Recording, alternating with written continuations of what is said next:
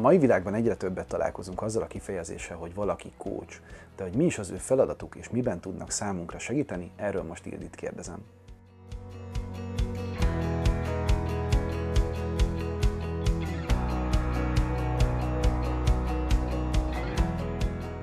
Ildi, azt tudom, hogy mivel foglalkozik egy HR-es, és azt is, hogy mi egy coach feladata, de ezeknek a kombinációja, az miért előnyös?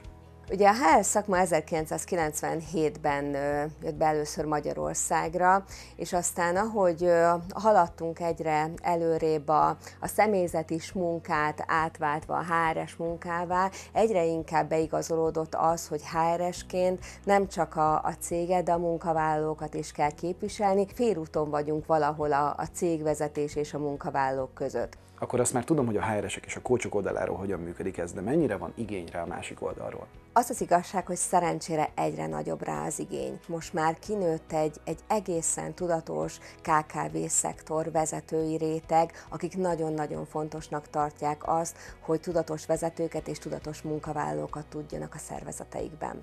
És ugyanezt az érdeklődést látod egyébként az alkalmazotti szférán? Rengetegen fordulnak manapság már karriertanácsadókhoz, akár a gyesről visszatérő édesanyák, akár a kiégett vezetők, akár azok a munkatársak, akik szakmát vagy hivatást szeretnének váltani, és úgy gondolják, hogy ez egyszer most már szeretnék igazán jól csinálni, úgyhogy szerencsére kérnek segítséget.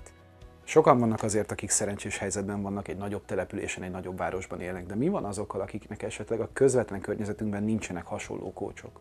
Számukra is van lehetőség arra, hogy ilyen tanácsadáson részt vegyenek, hiszen a Teams, a Messenger, a Zoom és egyéb más videós platformok segítségével a coachok nagyon szívesen segítenek ugyanolyan feltételekkel, mint amikor személyesen találkoznak az ügyféllel. Hogyan néz ki egy ilyen konzultáció? Hogyan épül fel egy ilyen segítségadás? A folyamat nulladik pontja az, amikor a kliens megbízik a coachban vagy tanácsadóban. Utána elindul egy kapcsolatfelvétel, egy első kérdésre, egy úgymond állapotfelmérés, és utána attól függően, hogy a coachnak, tanácsadónak milyen módszertana van, tesztekkel, kérdéssorokkal tűzdelve gyakorlatilag támogatja az egész folyamat, aminek az elején célt tűzünk ki, és a végén pedig értékeljük, hogy ez hogyan sikerült, majd a végén pedig egy útontartás következik. Mennyire igénylik az emberek magát ezt az útontartási folyamatot? A tudatosabb önismereti útjukon már évek óta járó klienseknél egyre inkább van igény erre az útontartásra,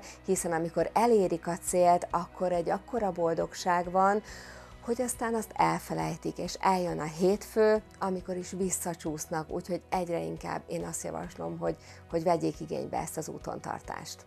Hogyan látod, milyen jövő vár a munkáltató és a munkavállaló szférára? Jelenleg ebben az összekavarodott munkaerőpiaci állapotban munkavállalók és munkáltatók között rengeteg a megítélés és az ítélkezés. De viszont azért dolgozunk rengetegen coachok, tanácsadók, HR-esek, hogy élhető munkahelyeket tudjunk teremteni.